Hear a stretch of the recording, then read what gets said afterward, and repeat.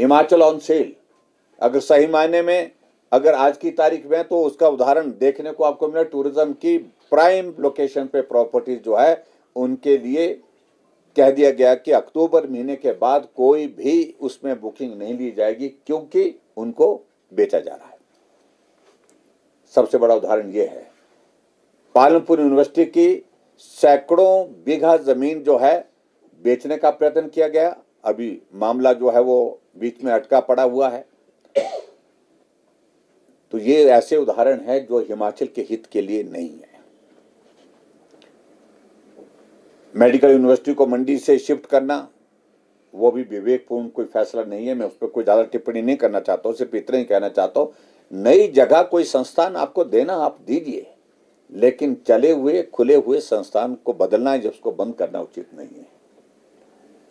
और इसी तरह से हमारे विधानसभा क्षेत्र में मैं तो ये हमेशा जो है हिमाचल के इतिहास में रहेगा कि आपदा के दौरान आपदा प्रभावित लोगों के ऊपर मामले दर्ज होना, जिनके परिवार के सदस्य गए हैं, जिनके घर बह करके चले गए हैं, उनके ऊपर मामले दर्ज किए हैं।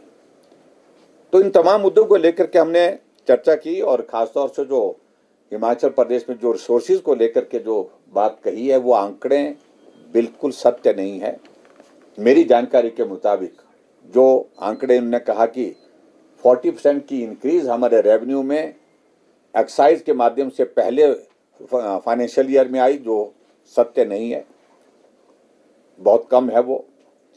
और दूसरी बात मैं ये कहना चाहता हूं कि जो इनने ऑक्शन की है जो शराब के ठेके, उसमें अभी तक रिकवरी कितनी आने को बाकी है। जो आंकड़ा ये जिक्र कर रहे हैं हिमाचल प्रदेश की विधानसभा के अंदर, वो आंकड़ा नहीं सही नहीं है। उस आंकड़े में डिस्प्यूट में उसको डिस्प्यूट कर रहा हूं, इसलिए कर रहा हूं क्योंकि लगभग 150 करोड़ के लगभग जो है वो रिकवरी अभी एक्साइज से होनी है, उन लोगों से होनी है।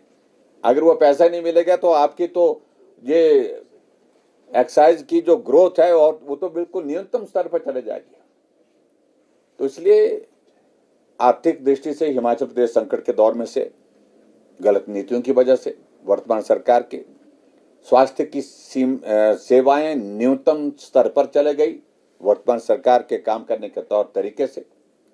शिक्षा के क्षेत्र में हमारा स्तर जो है वो न्यूनतम स्तर पर चला गया और उन सारी चीजों को लेकर के वर्तमान सरकार काम करे, अच्छा करे, आगे बढ़े, हम सिर्फ इतना ही कह सकते हैं। लेकिन दुर्भाग्य है कि 3.25 वर्ष का कार्यकाल अत्यंत निराशाजनक रहा और इस विधानसभा के सत्र के दौरान भारतीय जनता पार्टी के विधायकों ने बहुत दमदार तरीके से अपना पक्ष रखा है, जनहित के मुद्दों को उठाया है, जिसका वर्तमान कांग्रेस की सरकार जवाब देने में सफल नहीं हो पाई।